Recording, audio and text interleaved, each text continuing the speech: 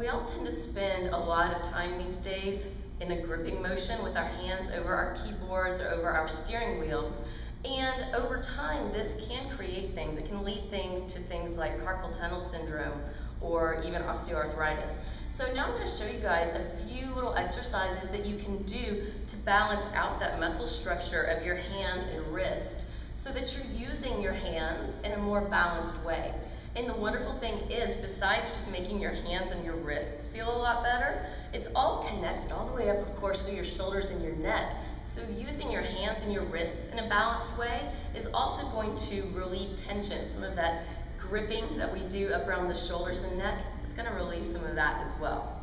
So come on down to hands and knees, spread your fingers wide, and we're going to start with our little hand push-up. So lift up the heel of your hand and release it. Lift up the heel of your hand and release it. Thumbs are very light.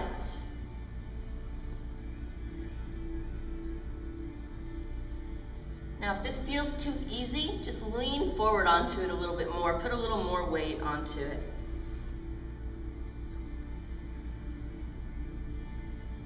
And we can release that. Circle your wrists. These are wonderful exercises to do every single day.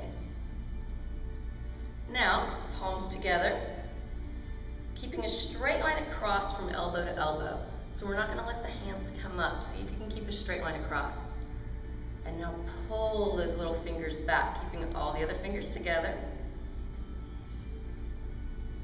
Continuing to breathe really fully. Little fingers come together, pull your thumbs back. As you're doing this, you can also curl your toes under. Sit back on your heels. We can stretch out our toes and our feet while we're at it. Thumbs come back together. Ring fingers pull back.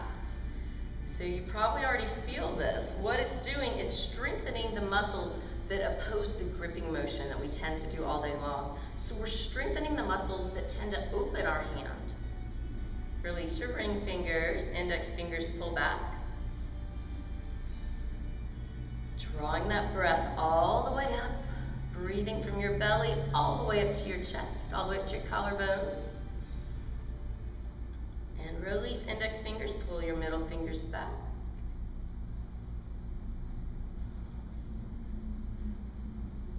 And release that. Now all those fingers, activate those muscles on the back of your hand. Even you can feel it all the way up your forearm. Feel those muscles strengthening.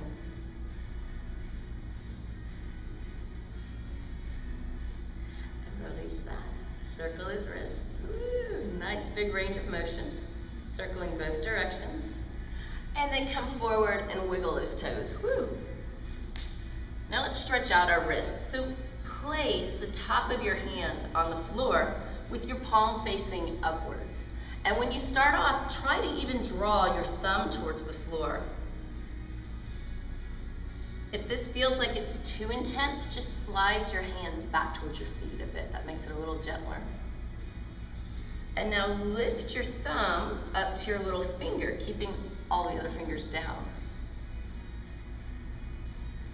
And now lift all the other fingers up to meet it and breathe into that forearm. Breathe into your hand, into your wrist. Letting your breath shine the light into any of those little tight spots, any of those dark spots.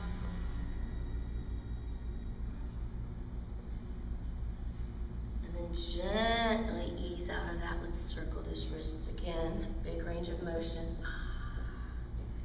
One more. This time, palms towards the floor. Fingers are pointing back towards you. And we're turning the hand out. Turn the hand out, palms to the floor. And again, if this feels like it's too intense, just slide your hands back towards your feet. Press all your fingers at once into the floor, and then begin to sit back. Letting your breath move into that wrist. Shoulders are away from your ears.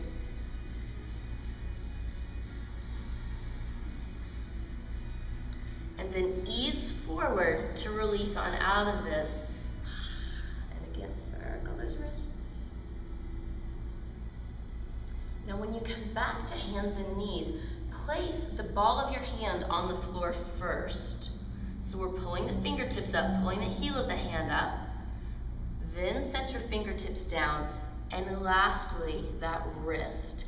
Anytime our hand is on the floor, this is the weight distribution that we want to have on our hand. We don't want to sink onto the wrist. Instead, you want only a third of the weight to be on your wrist, a third of it to be across the ball of your hand, and a third on your fingertips. Really nothing on the thumbs. Keep those thumbs very light so that you can have them around, have them functional for another 150 years or so. So that weight is equally distributed across that entire hand, and just feel how grounded that feels. Let yourself feel that alignment, claim that. Remembering, let your body remember this is the alignment that we want to have anytime we place those hands on the floor.